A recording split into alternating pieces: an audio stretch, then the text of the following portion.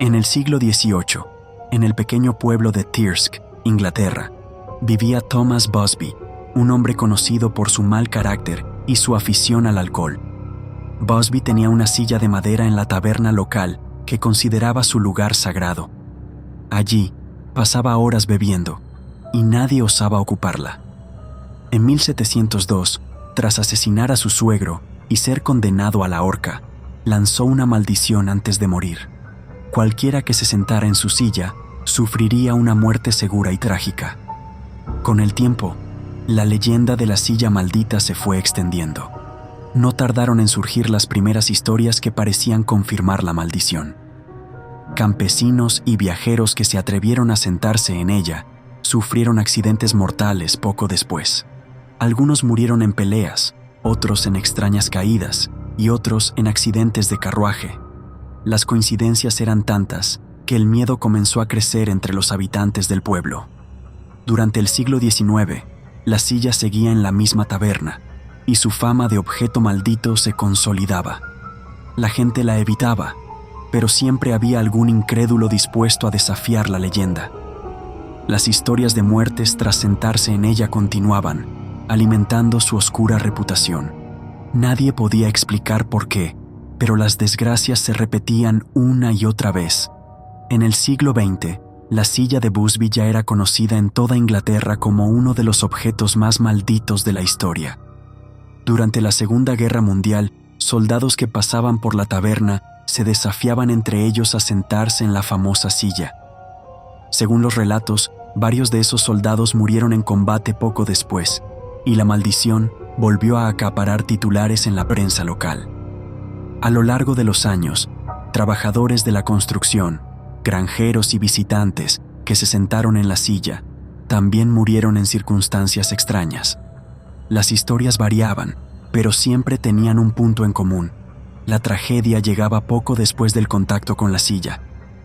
Esto generó un temor tal que el dueño de la taberna decidió trasladarla a un granero, esperando que así las muertes cesaran. Sin embargo, la silla seguía causando temor y curiosidad. Muchos la buscaban solo para verla, pero pocos se atrevían a acercarse. En los años 70, tras una serie de accidentes mortales atribuidos de nuevo a la silla, las autoridades locales decidieron ponerle fin al peligro de forma definitiva. La silla de Busby fue donada al Museo de Thirsk, donde permanece hasta hoy. Para evitar que alguien vuelva a sentarse en ella, fue colgada en lo alto de una pared, fuera del alcance de cualquier visitante. Así, la maldición sigue latente, pero inofensiva, mientras los curiosos pueden contemplarla sin correr riesgos. El museo exhibe la silla junto a una placa que explica su historia y la maldición que la acompaña. A día de hoy, sigue siendo una de las atracciones más inquietantes de la región, y muchas personas visitan el lugar con la esperanza de sentir la energía extraña que, según algunos, aún emana del objeto. ¿Era la maldición de Thomas Busby real o simplemente una serie de coincidencias alimentadas por el miedo y la sugestión? Nadie lo sabe con certeza, pero la cantidad de muertes asociadas a la silla hace que su leyenda perdure. Incluso los más escépticos piensan dos veces antes de desafiarla. La historia de la silla de Busby es un recordatorio de cómo un objeto cotidiano puede convertirse en el epicentro de una leyenda macabra. Ya sea por superstición, energía desconocida o simple casualidad, el miedo a su maldición se ha mantenido vivo por más de 3 siglos.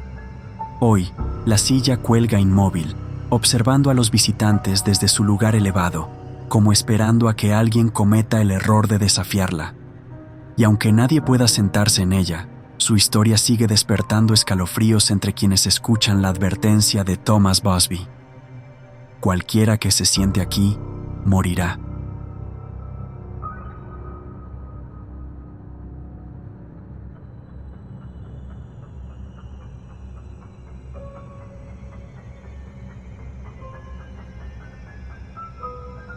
En 2004, un turista que visitaba Nueva Orleans decidió recorrer el histórico barrio francés, un lugar famoso por su música, su arquitectura y, para quienes conocen las leyendas, por su estrecha conexión con las prácticas del vudú. Entre las calles adoquinadas y los puestos de antigüedades, algo llamó su atención. Una muñeca de trapo, vieja y descuidada, tirada en una esquina. Pensando que sería un recuerdo curioso, la recogió sin pensarlo demasiado y la llevó consigo. Al principio no notó nada extraño. La muñeca parecía inofensiva, apenas un objeto viejo con costuras deshechas y botones por ojos. Sin embargo, apenas unos días después, el turista comenzó a percibir cosas extrañas en su habitación. En plena noche, escuchaba golpes secos contra las paredes, como si alguien tocara desde el otro lado. Al principio creyó que se trataba de ruidos normales de un hotel antiguo, pero los sonidos se hicieron más insistentes y parecían seguirlo incluso cuando cambiaba de habitación. Pronto llegaron los sueños. En ellos, una mujer con ropas antiguas y un sombrero amplio lo observaba desde el umbral de una puerta. Nunca hablaba, pero su mirada era fría, fija, imposible de ignorar. Cada noche la figura estaba más cerca, avanzando lentamente hacia él.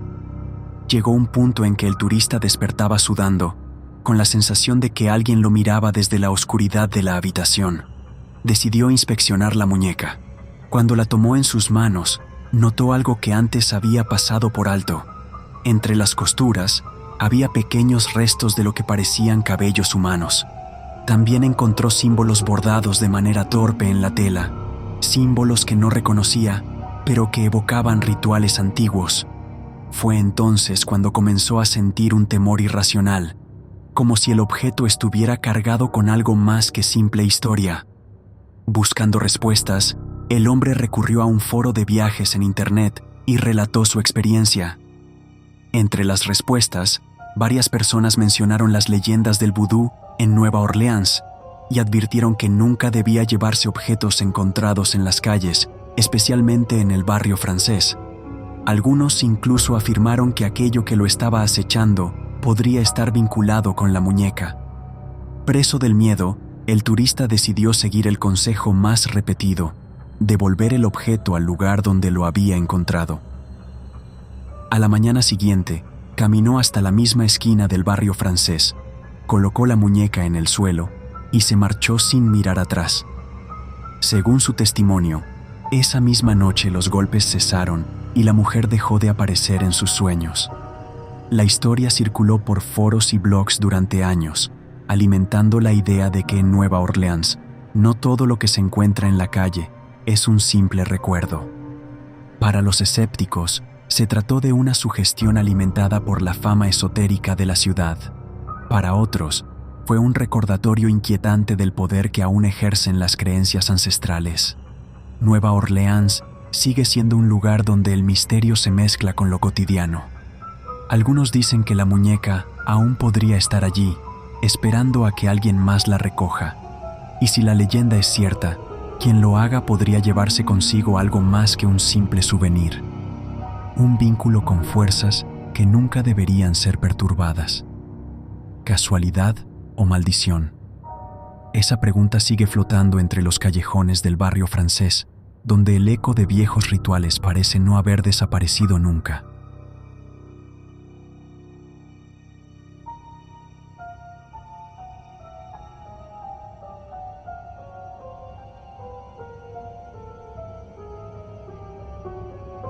En el corazón de Brooklyn, en la década de los años 70, una pareja joven vivía con la ilusión de recibir a su primer hijo. Nueva York era una ciudad vibrante, pero también caótica, y no contaban con mucho dinero para amueblar la habitación del bebé. Una tarde, mientras paseaban por el vecindario, encontraron una cuna antigua tirada en la acera. Parecía sólida, hecha de madera tallada, con un diseño clásico que les resultó encantador. Sin pensarlo dos veces, decidieron llevarla a casa y restaurarla. La pareja limpió la cuna a fondo y la barnizó para devolverle el brillo. Querían que su hijo durmiera en algo especial, y aquella pieza parecía perfecta. Durante unos días todo fue normal, hasta que comenzaron a ocurrir cosas extrañas. La madre empezó a despertar en mitad de la noche empapada en sudor, después de soñar con una mujer de rostro pálido y vestimenta antigua que la observaba en silencio. El padre también empezó a sufrir pesadillas, aunque diferentes. Soñaba con gritos lejanos y con la sensación de estar atrapado en una habitación oscura. Al principio, lo atribuyeron al estrés por la llegada del bebé, pero pronto descubrieron que había algo más inquietante sucediendo. Cada madrugada, a la misma hora, el niño rompía en un llanto inconsolable. Lo más perturbador era que el bebé no miraba a sus padres al llorar, sino hacia una esquina de la habitación, siempre la misma, justo al lado de la cuna. Sus ojos parecían seguir algo invisible, y su llanto se volvía más agudo cuando lo dejaban dentro de la cuna. La madre comenzó a sentirse observada, y el ambiente en el cuarto se volvió denso e incómodo. Una noche, después de otra jornada de insomnio, la madre juró haber visto algo más que una sombra. Al despertar, observó la silueta de una mujer de época, con un vestido largo y cabello recogido, de pie junto a la cuna. Sus facciones eran antiguas, su expresión fría y vacía. Cuando parpadeó, la figura ya no estaba, pero el miedo persistió. El padre intentó racionalizarlo, pensando que era producto de la imaginación de su esposa, pero esa misma noche, él también sintió una presencia extraña en la habitación. Un olor a madera húmeda y perfume antiguo se impregnó en el aire. La temperatura descendió bruscamente y el bebé volvió a llorar de manera desesperada. Desesperados y agotados, decidieron buscar ayuda. Contactaron a un sacerdote local y le contaron lo ocurrido. El sacerdote aceptó visitar la casa y bendecir el lugar, pues la historia no le resultaba ajena. Había escuchado casos similares de objetos antiguos que arrastraban consigo energías oscuras o presencias no deseadas. El sacerdote roció agua bendita sobre la cuna y en cada rincón de la habitación. Rezó oraciones mientras la madre sostenía al bebé. Durante la bendición, ambos padres sintieron una extraña presión en el pecho, como si algo invisible los empujara. El bebé dejó de llorar repentinamente y el ambiente se volvió más ligero, aunque la sensación de incomodidad no desapareció por completo. Siguiendo el consejo del sacerdote, la pareja decidió deshacerse de la cuna de inmediato. A la mañana siguiente, sin decirle nada a nadie, sacaron la cuna a la calle y la dejaron exactamente donde la habían encontrado. Se sintieron culpables por no advertir a otros, pero el miedo podía más que la compasión. Esa noche, por primera vez en semanas, el bebé durmió tranquilo. No hubo llantos, no hubo pesadillas, y la opresión en la habitación desapareció por completo. La pareja entendió que el problema no era su imaginación, sino algo que habitaba en aquella cuna. Años más tarde, este caso fue relatado en uno de los libros de Ed y Lorraine Warren, los famosos investigadores de lo paranormal. Según ellos, ciertos objetos antiguos pueden conservar una energía residual, a veces proveniente de tragedias o muertes relacionadas con su pasado. La cuna de Brooklyn se convirtió en un ejemplo inquietante de ello. El misterio sobre la mujer que la madre aseguraba haber visto nunca fue resuelto. Nadie supo a quién perteneció aquella cuna ni qué historia ocultaba. Lo único cierto es que, mientras estuvo en su hogar, algo siniestro los acompañó, y cuando se deshicieron de ella, las sombras se marcharon con el objeto. La historia quedó como una advertencia sobre los peligros de llevar a casa objetos desconocidos. A veces, lo que parece un hallazgo inofensivo puede traer consigo ecos del pasado, presencias que no encuentran descanso, y en el caso de la cuna de Brooklyn, esa presencia se manifestó de la manera más aterradora posible.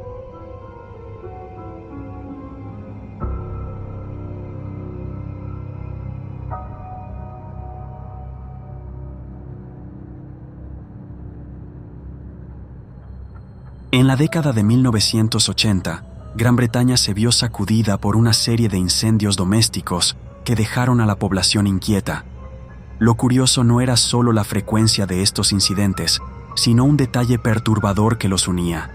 En muchos de los hogares siniestrados se encontraba el mismo cuadro. Era una imagen sencilla, reproducida en masa por una imprenta, que mostraba a un niño con lágrimas en el rostro.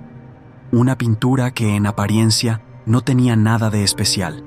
Sin embargo, tras cada incendio, los bomberos y periodistas comenzaron a notar un patrón inquietante. Entre las cenizas y los restos calcinados, el cuadro del niño llorón permanecía milagrosamente intacto. Ni el fuego parecía tocarlo. El lienzo, colgado en la pared o caído entre los escombros, mostraba la misma mirada triste y fija, sin una sola marca de humo. Aquello despertó rumores de que la pintura estaba maldita. Los primeros testimonios surgieron en la prensa británica, que bautizó rápidamente al fenómeno como la pintura maldita del niño llorón.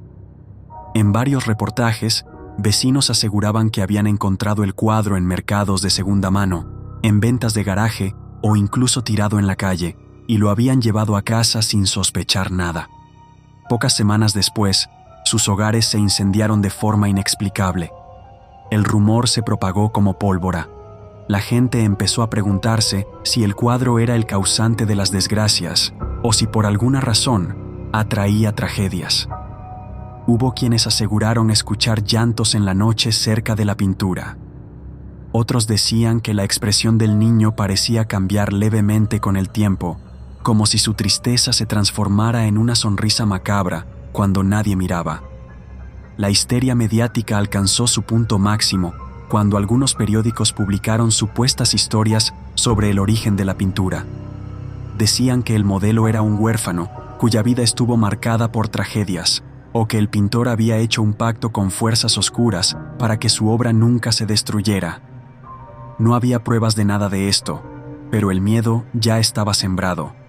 Pronto, bomberos y autoridades intentaron calmar la situación, argumentando que la resistencia de la pintura al fuego podía explicarse por el material con el que estaba hecha, una especie de barniz ignífugo. Sin embargo, la explicación científica no convencía a todos, sobre todo porque las coincidencias parecían demasiado numerosas para ser ignoradas. Ante el pánico, muchas personas decidieron deshacerse de sus cuadros. En barrios enteros de Inglaterra se realizaron quemas masivas en patios y jardines, donde la gente arrojaba los retratos del niño llorón al fuego mientras rezaban o pedían protección. Algunos incluso acudieron a sacerdotes para bendecir sus hogares después de tirar la pintura. A pesar de estas medidas, el mito siguió creciendo. Cada nuevo incendio en el que se encontraba un cuadro intacto reforzaba la creencia en la maldición.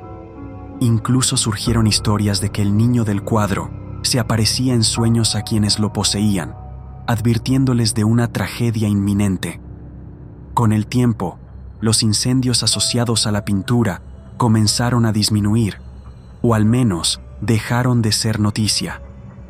Muchos expertos consideran que se trató de una combinación de coincidencias y de un fenómeno de pánico mediático, amplificado por la prensa sensacionalista de la época. Sin embargo, otros siguen convencidos de que había algo más allá de lo racional en esos hechos. Lo cierto es que, décadas después, la leyenda del niño llorón sigue viva. Coleccionistas y curiosos buscan la pintura en mercadillos y subastas, mientras otros sienten un escalofrío al verla colgada en una pared. Su mirada triste, casi hipnótica, sigue despertando preguntas sin respuesta. ¿Fue toda una serie de casualidades alimentadas por el miedo colectivo? ¿O había en ese cuadro una energía que escapaba a la explicación científica? Nadie lo sabe con certeza. Lo único indiscutible es que, en los años 80, el rostro de un niño en lágrimas sembró el terror en toda Gran Bretaña. El mito de la pintura maldita sigue siendo un recordatorio de cómo el miedo puede propagarse y convertir un objeto común en el centro de una leyenda oscura. Y mientras existan hogares con el retrato colgado, la historia del niño llorón nunca se apagará del todo.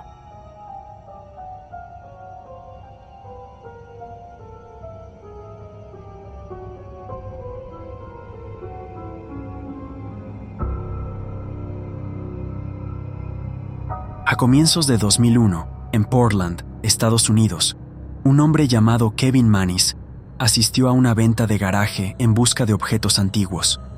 Entre los artículos en exhibición, le llamó la atención una pequeña caja de madera, con grabados delicados y una pátina que delataba su antigüedad.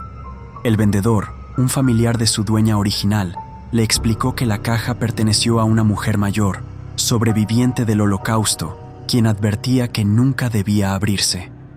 Según su testimonio, dentro habitaba un Dybbuk, un espíritu maligno de la tradición judía. Mannis, intrigado pero escéptico, decidió comprar la caja y llevarla a su tienda de antigüedades. Pronto comenzaron los sucesos extraños. Apenas llegó a su casa, tuvo pesadillas recurrentes en las que una mujer espectral lo seguía, murmurando en un idioma desconocido. También empezó a percibir un olor extraño en su hogar, una mezcla de amoníaco y flores marchitas que no lograba identificar. Poco después, sus problemas de salud se intensificaron.